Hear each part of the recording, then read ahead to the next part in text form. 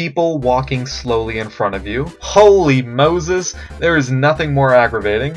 If you're walking slowly in front of me, you better be 80 years old, or have crutches, or have baby legs, or be the only person in the 21st century with trench foot, or be one of those paraplegics who are walking for the first time because they just got brand new robotic legs, or be a penguin and you can't walk fast because you can only waddle, or be a man with 2 left feet literally, not in a dancing sense.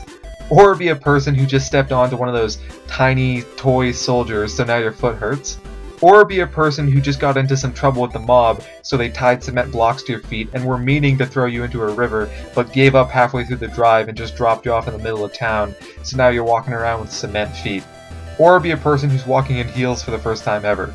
Or be a newborn baby giraffe. Or be a person with some toilet paper stuck to the shoe but they're trying to play it cool and hope nobody notices. Or be a person who just had to go through some monk-like training, so they had to walk on hot coals for a while. Or be a half-human, half-crab hybrid monster, so they're trying to figure out if they should crab walk or walk like a human, and it's creating a dilemma in their half-crustacean mind.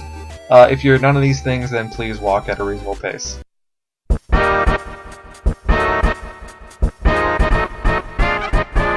People who make out in public.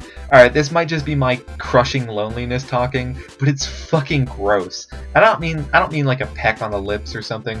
I'm talking about people who violently make out in like a park. Alright? Like they're on a bench and it's like he's attacking her face. Like as if her lips were Hitler and his grandma died in Auschwitz.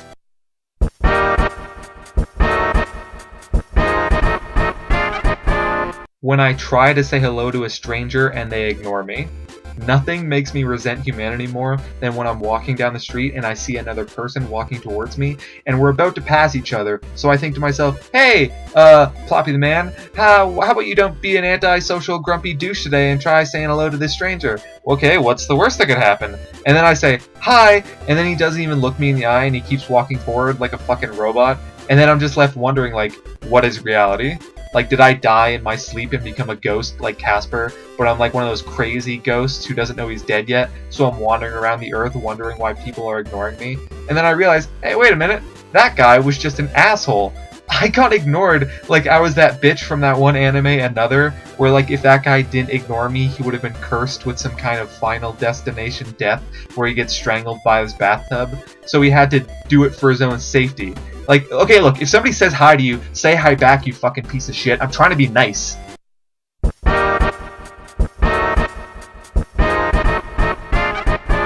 That one episode of Mythbusters where they talk about whether or not the moon landing was fake. Look, I don't believe the moon landing was fake, but if the moon landing was fake, do you really think that the fucking Mythbusters would be the ones to tell you?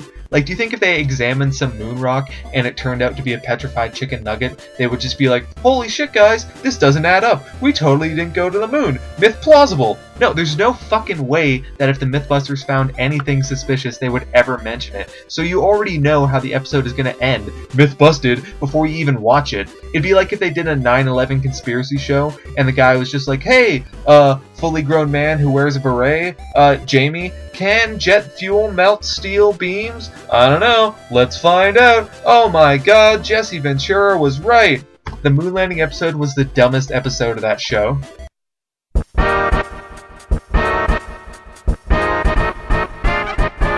And last but not least, when I text somebody and their reply is a wall of silence that lasts for 12 hours, and then I finally get the text back and it's something innocuous like, LOL, I know, right? Or, oh my god, that's so true.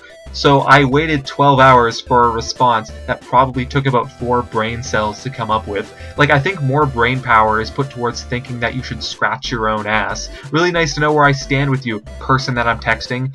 Fucking text me back, Chelsea. Christ, you're not good looking enough to ignore me. I'm in your fucking league. We're like both 6s. You're 24. You're not getting any younger. Message me back before you dry up, you dusty bitch. I don't know why girls don't want to date me.